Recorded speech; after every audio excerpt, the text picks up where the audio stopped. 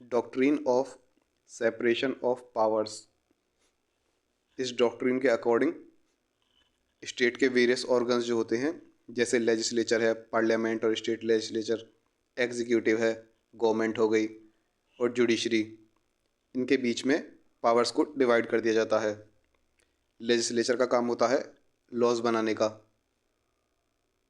Executive के पास power होती है उन लॉज को इम्प्लीमेंट करने की, और जुडिशरी क्या करती है, लॉज को इंटरप्रेट करती है और उन लॉज के बेसिस पे जजमेंट देती है।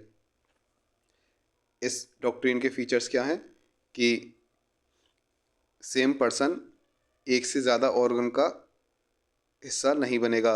मतलब कि अगर कोई जुडिशरी का आदमी है, कोई जज है, तो वो गवर्नमेंट में नहीं होगा। कोई गवर्नमेंट का आदमी है, मान लीजिए प्राइम मिनिस्टर, वह जज नहीं होगा। ऐसे एक व्यक्ति एक से ज़्यादा ऑर्गन का हिस्सा नहीं बनेगा। एक ऑर्गन दूसरे ऑर्गन में इंटरफेयर नहीं करेगी। One organ should not interfere with any other organ of the state. जैसे लेजिस्लेचर जुडिशरी में इंटरफेयर नहीं करेगा, जुडिशरी लेजिस्लेचर में नहीं, एग्जीक्यूटिव जुडिशरी में नहीं। नेक्स्ट है, one organ should not exercise the functions assign to any other organ. जिस ऑर्गन को जो फंक्शंस दिए गए हैं वह केवल उन्हीं फंक्शंस को फुलफिल करेगा, एक्सरसाइज करेगा, किसी और के फंक्शंस को एक्सरसाइज नहीं करेगा।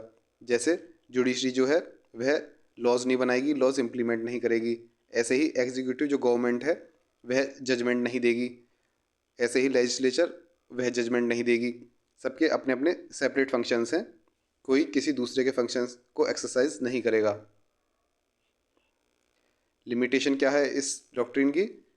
Strict separation of powers between various organs is impractical. ऐसा इम्प्रैक्टिकल है कि इनकी पावर्स को स्ट्रिक्टली सेपरेट किया जा सके।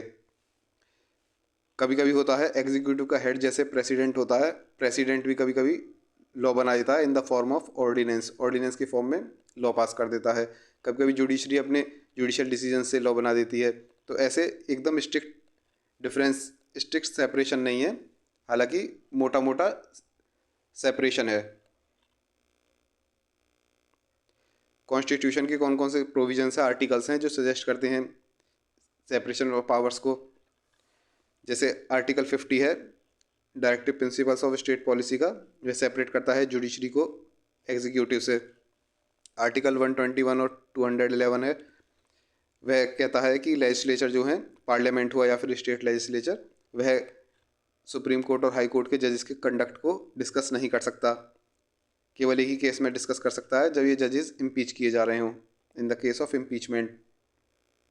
आर्टिकल 123 कहता है कि प्रेसिडेंट जो है वो एग्जीक्यूटिव हेड होता है कंट्री का, और उसके पास पावर है लेजिस्लेटिव पावर्स को एक्सरसाइज करने की।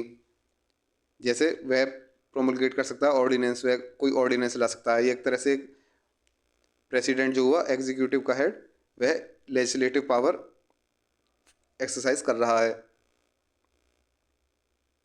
यहाँ से पता लग रहा है कि एक स्ट्रिक्ट सेपरेशन नहीं है, थोड़ा बहुत एक दूसरे के फंक्शंस को एक्सरसाइज कर लेते हैं। प्रेसिडेंट और गवर्नर्स जो हैं आर्टिकल 361 के अकॉर्डिंग कोर्ट की प्रोसीडिंग से, जुडिशरी से एक तरह से इम्यून हो जाते हैं। ये हुए कॉन्स्टिट्यूशनल प्रोविजंस इस डॉक्ट्रिन से रिलेटेड। अब ये तीनों एक दूसरे को चेक एंड बैलेंस कैसे करते हैं, एक दूसरे को कंट्रोल कैसे करते हैं?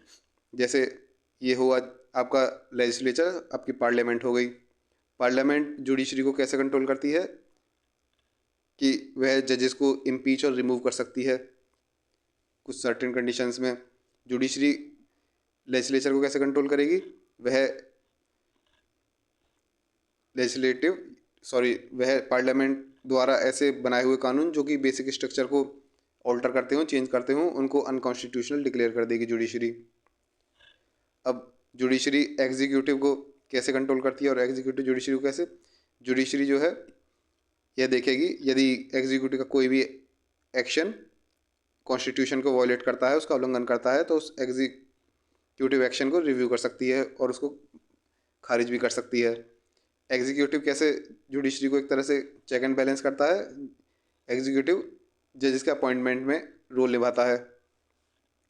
अब एग्जीक्यूटिव लेजिस्लेचर को कैसे कंट्रोल करता है? एग्जीक्यूटिव जो है, एग्जीक्यूटिव के पास डेलीगेटेड लेजिस्लेशन होता है। असली काम तो कानून बनाने का लेजिस्लेचर का है, लेकिन वह कुछ पावर्स एग्जीक्यूटिव को भी दे देती है, जिसके थ्रू एग्जीक्यूटिव लेजिस्लेचर का काम करता है थ्रू डेलीगेटेड लेजिस्लेशन। एग्जीक्यूटिव को लेजिस्लेशन डेलीगेट कर दिया जाता है, कानून बनाने का काम दे दिया जाता है। और पार्लियामेंट एग्जीक्यूटिव को मतलब गवर्नमेंट को कैसे कंट्रोल करती है? थ्रू नो कॉन्फिडेंस वोट जो है गवर्नमेंट को डिसॉल्व कर सकती है। ऐसे ये सारे ऑर्गन्स एक दूसरे को चेक एंड बैलेंस करते हैं। इस डॉक्ट्रिन का पर्पस क्या है और इसकी सिग्निफिकेंस क्या है, इसकी महत्वता क्या है? एक तो ये prevent abuse of power, power का गलत इस्तेमाल हो इसको प्रिवेंट करती है, इसको रोकती है। यह ऑटोक्रेसी को दूर रखती है। It keep away autocracy. It prevents concentration of excessive power by one branch. किसी एक ब्रांच के पास, किसी एक ऑर्गन के पास एक्सेसिव पावर आ जाए, इस चीज़ को रोकती है। It stops legislature from making arbitrary और अनकॉन्स्टिट्यूशनल लॉज। लेजिस्लेचर कोई भी आर्बिट्ररी और कोई भी अनकॉन्स्टिट्यूशनल लॉ बनाए, इस चीज़ से लेजिस्लेचर को रोकती है। यह पब्लिक को प्रोटेक्ट करती है स्टेट की कोई भी आर्बिट्ररी इरेशनल टायरेनिकल पावर्स से, कि ऐसा ना हो स्टेट जो है कुछ भी अपनी मर्जी करता रहे। इस चीज़ से पब्लिक को प्रोटेक्ट करती है। यह सेफगार्ड करती है सभी की फ्रीडम। यह सेफगार्ड करती है इंडिविजुअल की लिबर्टी, और जुडिशरी की इंडिपेंडेंस जो है इसके थ्रू मेंटेन रहती है कि कोई दूसरा ऑर्गन जुडिशरी में इंटरफेयर नहीं करेगा। It helps create an efficient administration. इसके थ्रू एडमिनिस्ट्रेशन जो है काफ़ी एफिशिएंट हो जाता है, क्योंकि हर ऑर्गन को अपना अपना फंक्शन एलोकेट किया जाता है और वह अपना अपना फंक्शन एक्सरसाइज कर सकती है by allocating each function to the suitable organ. किसी को एक दूसरे के में इंटरफेयर करने की ज़रूरत नहीं है, सब अपना अपना काम करें। केस लॉ लिखने हो तो उसमें Ram Jawaya versus state of Bombay, इसमें सुप्रीम कोर्ट ने कहा था कि So Indian Constitution has indeed recognized the doctrine of separation of powers in its absolute rigidity, कि but the functions of the different parts or branches of government have been sufficiently differentiated। हालांकि doctrine of separation powers एक तरह से absolute rigidity में नहीं होता, मतलब कि वही कि एक स्ट्रिक्ट सेपरेशन नहीं है, हल्का फुल्का एक दूसरे में इंटरफेयर हो जाता है। जैसे कभी कभी जुडिशरी लॉज बना देती है अपने जुडिशियल डिसीजंस के थ्रू, या फिर प्रेसिडेंट जो होते हैं वह ऑर्डिनेंस के थ्रू लॉ बना देते हैं, या फिर एग्जीक्यूटिव जो है वह डेलीगेटेड लेजिस्लेशन के थ्रू लॉ बना देती है। इसलिए कोई स्ट्रिक्ट सेपरेशन नहीं है, कोई रिजिड रूल नहीं है, एब्सोल्यूट रिजिड रूल नहीं है। हालांकि सफिशिएंटली डिफरेंशिएटेड है, मोटे मोटे तौर पे अलग सेपरेट कर दिए गए हैं कि भाई तुम कानून बनाओगे, तुम इम्प्लीमेंट करोगे, तुम डिसीजन दोगे। इंदिरा नेहरू गांधी वर्सेस राजनारायण केस में सुप्रीम कोर्ट ने कहा था कि सेपरेशन ऑफ पावर्स जो है यह बेसिक स्ट्रक्चर है कॉन्स्टिट्यूशन का। None of the three separate organs of the republic can take over the functions assigned to the other. जो जिसको फंक्शंस दिए गए हैं वह अपने फंक्शंस एक्सरसाइज करे, कोई एक ऑर्गन दूसरे के ऑर्गन के फंक्शंस को टेक ओवर ना करे। यह हो गया आपका doctrine of separation of powers.